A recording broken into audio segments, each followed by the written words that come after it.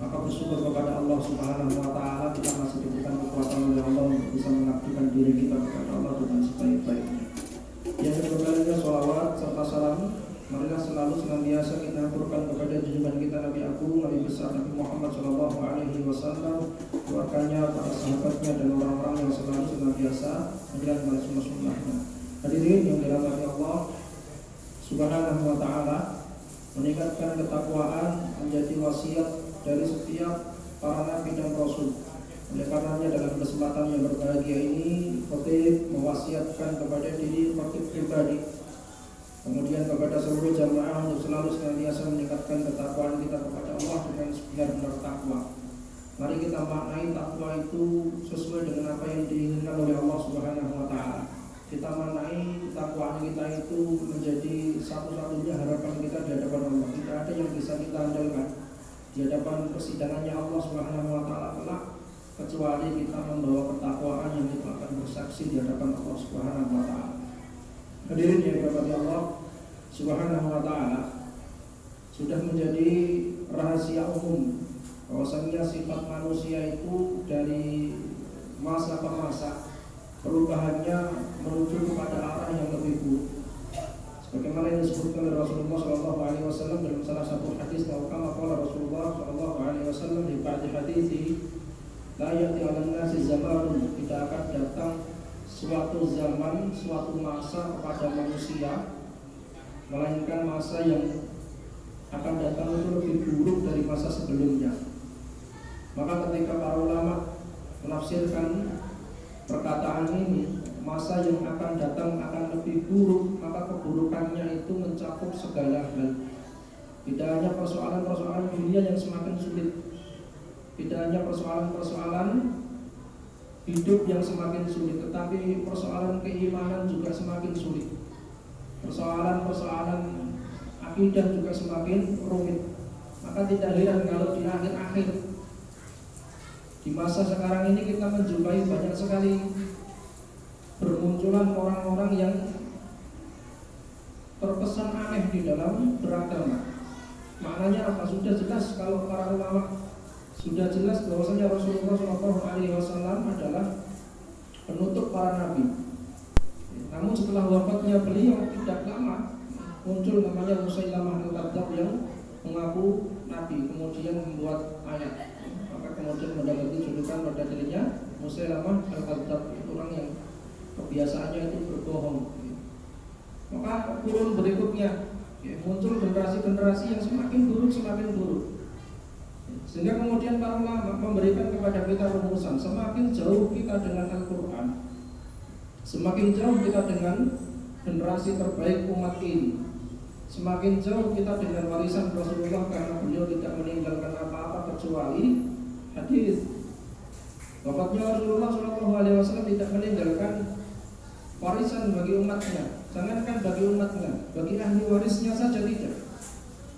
Kita seperti yang barangkali kita bayangkan, sebagai seorang Rasul, kepala negara, Rasulullah SAW itu pernah tidak mengepul dapurnya. Ya, di sisi lain juga pernah beliau itu diberikan oleh Allah Subhanahu wa taala kenikmatan dunia yang barangkali tidak ditandingi oleh manusia di zaman itu. Oleh karenanya hadirin yang dirahmati Allah Subhanahu wa taala, dalam hadis yang masyhur yang sering dinukil oleh para muballigh, para ustaz, khairul quruni qarni tsumma alladziina yalunahum tsumma alladziina yalunahum, sebaik-baik masa kata Rasulullah adalah masa di mana aku hidup. Maka kalau kita memaknai hadis ini, maka sekali lagi kita harus mendudukkan persoalan itu sesuai dengan porsinya, proporsional di dalam memaknai sebuah hadis. Ketika Rasulullah SAW mengatakan khairul qurun, sebaik-baik masa, tentu barometer kebaikan itu tidaklah hal-hal yang bersifat kemajuan teknologi. Meskipun kita tahu sendiri Al-Quran itu induk dari segala ilmu, Al-Quran itu menjadi muaranya dari segala ilmu pengetahuan. Tetapi yang diinginkan oleh Rasulullah SAW, kenapa wasiat itu kemudian muncul? Bahwasanya sebaik-baik masa adalah masa di mana beliau hidup, akan didapati ujian di akhir zaman itu sulit, dan itu sudah dinubuahkan oleh Rasulullah SAW ketika beliau ditanya oleh Hudzaifah bin Yaman terkait dengan ada keburukan setelah kebaikan yang dibawa oleh Rasulullah. Ini hadis juga sering dikutip oleh para mubaligh untuk menggambarkan bahwasanya ujian-ujian keimanan itu di akhir-akhir kehidupan manusia yang wallahu a'lam bishawab, kiamatnya kapan itu tidak ada yang tahu dan pasti tidak akan bisa diprediksi. Maka sudah menjadi kehati-hatian para ulama untuk tidak mentakyin kapan terjadinya hari kiamat, baik itu tanggal, waktunya. Kenapa? Karena semuanya hak prerogatif Allah Subhanahu wa Ta'ala. Kalau kita kemudian mentakyin dan tidak terbukti apa yang kita takyin itu, maka akan memunculkan keraguan di dalam umat. Kalau ustadznya kemudian memprediksi tanggal sekian, bulan sekian akan datang hari kiamat misalkan, lalu tidak terbukti. Padahal Rasulullah SAW ketika beliau ditanya tentang hari kiamat itu tidak mengatakan apa-apa kecuali amarahnya, kecuali tanda-tandanya saja. Maka ketika kita hari ini mempercayai takyin atau spesifikasi dalam urusan kiamat, pasti Allah Subhanahu wa Ta'ala lambat laun akan memberikan teguran. Bukan hanya seorang ustadznya, bukan hanya orang awam-awamnya, paranormalnya sekalipun ketika memprediksi datangnya hari kiamat itu tidak ada yang terbukti. Tidak ada yang terbukti sampai yang beramal sendiri meninggal dunia itu kiamatnya belum terjadi. Maka ketika Rasulullah SAW ditanya oleh Hudzaifah Ibnul Yaman yang diawali dengan keluh kesahnya beliau, Hudzaifah berkeluh kesah yang menyampaikan kepada Rasulullah, flashback, kilas balik dulunya seperti apa. Kata Hudzaifah Ibnul Yaman, inna kunna bil jahiliyyati wasyarr, sesungguhnya kami itu dulu, kita itu ya Rasulullah, dalam keadaan jahiliyah dalam keadaan ketertinggalan baik ilmunya, imannya, tasawurnya, semuanya, akhlaknya, dalam keadaan jahiliyah. Faja'alallahu bihadzal khair, kata Hudzaifah, ya Rasulullah, faja'alallahu bihadzal khair, lalu kemudian Allah menurunkan kepada kami semuanya kebaikan. Al-khair, kebaikan yang dimaksudkan oleh Hudzaifah yang kemudian disyarah oleh para muhaddits, maknanya adalah al-Islam wa huwa Rasulullah sallallahu alaihi wasallam. Al-Islam wa Rasuluhu dzatu. Yang disebut dengan kebaikan yang disampaikan oleh Hudzaifah adalah Islam dan Rasul. Jadi ketika diutusnya Rasulullah membawa Islam itu oleh Hudzaifah, kemudian diganti katanya menjadi sebuah kebaikan. Maknanya menurut Hudzaifah Ibnul Yaman, kebaikan seseorang itu barometernya adalah syariat. Dan syariat itu yang membawa adalah Rasulullah SAW. Maka kalau tidak diutus Rasul, kalau Rasulullah tidak diutus di tengah-tengah kita, kalau kemudian Islam tidak dibawa oleh beliau untuk diajarkan kepada kita, maka selamanya kita akan dalam keadaan jahiliyah. Ini maksud dari perkataan Hudzaifah Ibnul Yaman, faja'alallahu bihadzal khair. Kemudian datang kepada kita, Allah Subhanahu wa Ta'ala mendatangkan kepada kita kebaikan-kebaikan. Dan memang kehadiran Rasulullah itu membawa kebaikan. Kehadiran beliau membawa syariat. Datangnya Islam itu membawa rahmat, datangnya Islam itu membawa keselamatan. Sehingga kemudian betul kalau Hudzaifah mengatakan faja'alallahu bihadzal khair. Maka kemudian muncul pertanyaan setelah itu. Setelah beliau mengungkapkan perasaannya, mengungkapkan apa yang menjadi kegelisahannya, apa yang menjadi anugerah yang telah diberikan oleh Allah Subhanahu wa Ta'ala, sebetulnya terbesit dalam benak Hudzaifah itu pertanyaan yang akan ditanyakan kepada beliau. Apa yang ditanyakan oleh Hudzaifah bin Yaman? Fahal ba'da hadzal khairi min syarrin. Maka Hudzaifah kemudian melanjutkan, setelah didengarkan oleh Rasulullah dengan seksama apa yang diungkapkan oleh Hudzaifah, lalu kemudian baru muncul pertanyaan. Di sini juga dikandung maksud hikmahnya apa? Memberikan ilustrasi kepada seseorang ketika kita ingin bertanya itu seyogianya memang tidak terlalu panjang. Kalau sudah biasa maksud dan tujuan dari pertanyaannya sudah tersampaikan, ya sudah. Maka Hudzaifah pun seperti itu. Beliau menyampaikan singkat saja, ya dulu seperti ini, sekarang seperti ini. Pertanyaannya oleh Rasulullah, apakah setelah datangnya kebaikan, apakah setelah kebaikan-kebaikan yang kami rasakan atas hadirnya engkau itu, Islam sebagai agama yang diridhoi oleh Allah Subhanahu wa taala, inna dina indallahil Islam. Ya. Atau dalam ayat yang lain Allah Subhanahu wa taala juga menerangkan al-yauma akmaltu lakum dinakum wa atmamtu 'alaikum ni'mati wa raditu lakumul Islam dinan. Ya, sebagai bentuk ridha dari Allah Subhanahu wa taala ketika kita memeluk agama Islam. Maka kemudian pertanyaannya, fahal ba'da hadzal khairi min syarrin, apakah akan ada kelak atau tidak lama dari pertanyaan saya ini, kata Hudzaifah, datang keburukan setelah kebaikan-kebaikan yang selama ini hidup tertata dengan syariat, apakah akan muncul keburukan-keburukan? Maka jawab Rasulullah, iya, akan ada kebaikan, akan ada keburukan, dan itu berulang terus sampai beberapa kali, kata Rasulullah. Ya, sampai beberapa kali diterangkan oleh Rasulullah, akan ada kebaikan, lalu kemudian muncul keburukan, ya, dan kemudian akan muncul lagi kebaikan pada Islam. Maknanya Islam akan berada pada puncak-puncak keemasan, lalu kemudian terpuruk, lalu kemudian bangkit lagi, lalu kemudian terpuruk. Bahkan dalam hadis Rasulullah menerangkan setiap 100 tahun akan ada seorang mujaddid, ya, seorang pembaharu yang akan menaikkan keterpurukan Islam itu.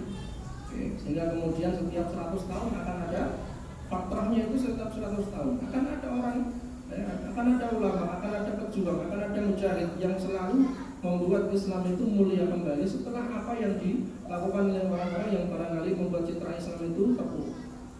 Maka Rasulullah kemudian menerangkan, iya, akan datang suatu masa di mana kebaikan-kebaikan yang kita rasakan hari ini lambat laun akan hilang. Dan ini maknanya tidak hanya meluas, maknanya sempit saja. Kita maknai sesuatu yang sempit saja. Apa?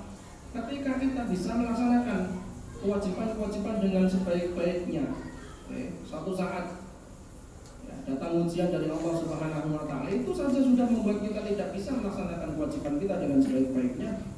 Kita ingat beberapa tahun yang lalu, 2 atau 3 tahun yang lalu, ketika corona itu sudah kita terbatasi ruang gerak kita. Maka kalau ini dikembalikan dalam perspektif keburukan-keburukan yang diujikan oleh Allah Subhanahu wa taala setelah kebaikan, maka semuanya masuk dalam kerangka itu. Artinya apa? Artinya yang ditanyakan Hudzaifah bin ini mi'ah bil mi'ah, 100% terbukti.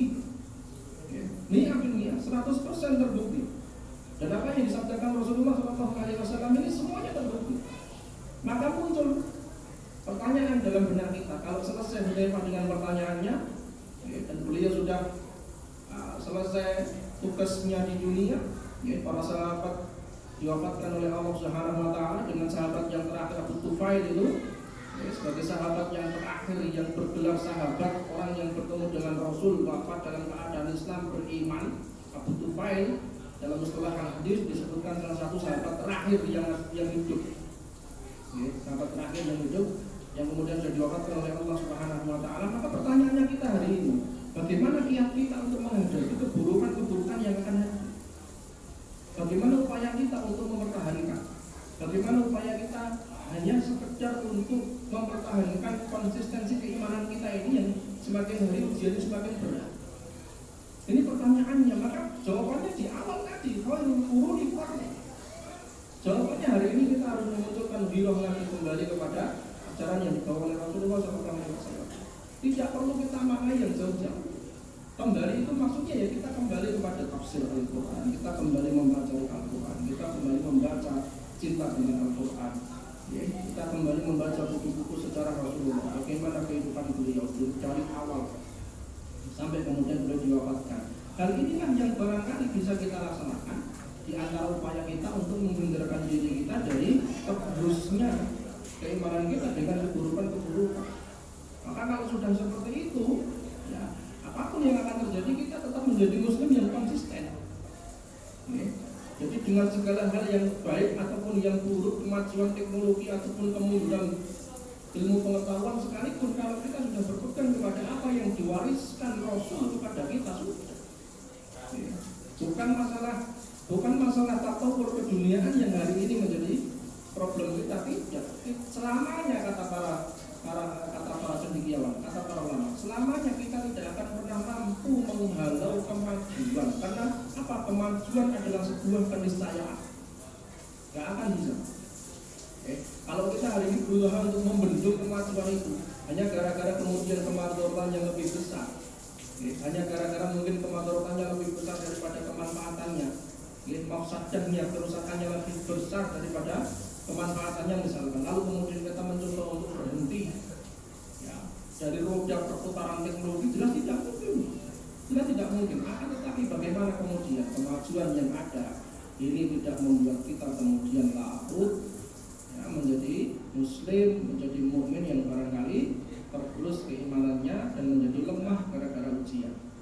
Oleh karenanya hadirin yang dirahmati Allah Subhanahu wa ta'ala, persoalan-persoalan yang muncul di tengah-tengah umat hari ini sejatinya sudah pernah digambarkan oleh Rasulullah SAW, sudah pernah dinubuahkan dan sudah pernah disampaikan oleh beliau 14 abad yang lalu kurang lebih.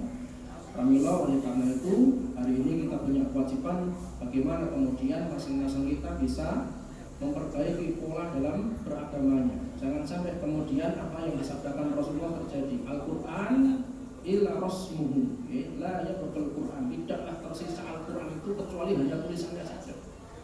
Ya, hari ini dicetak Al-Quran itu ribuan eksemplar.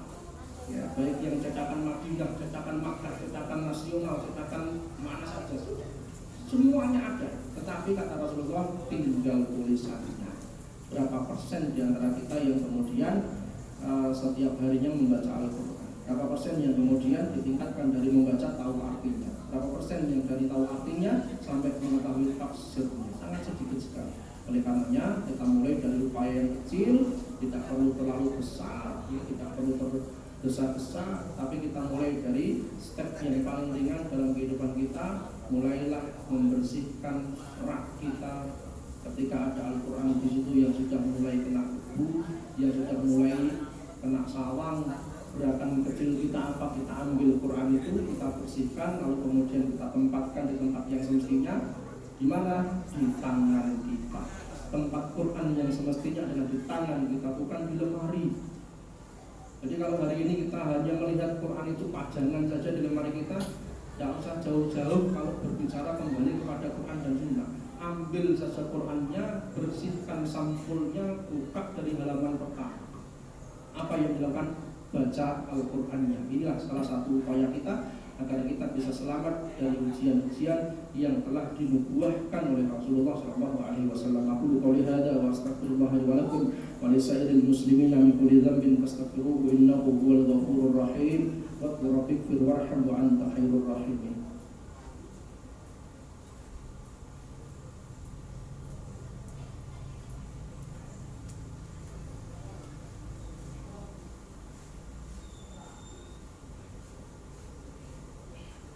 Innal hamdalillah nahmaduhu wa nasta'inuhu wa nastaghfiruhu wa na'udzu billahi min shururi anfusina wa sayyiati a'malina.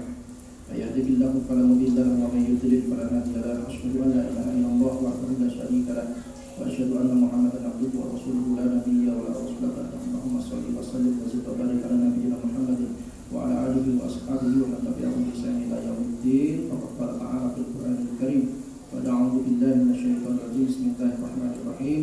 Ya ayyuhalladzina amanu taqullaha haqqa tuqatih wa la tamutunna illa wa antum muslimun. Usikum wa iyaya nafsi bi taqwallahi faqad fazal muttaqun.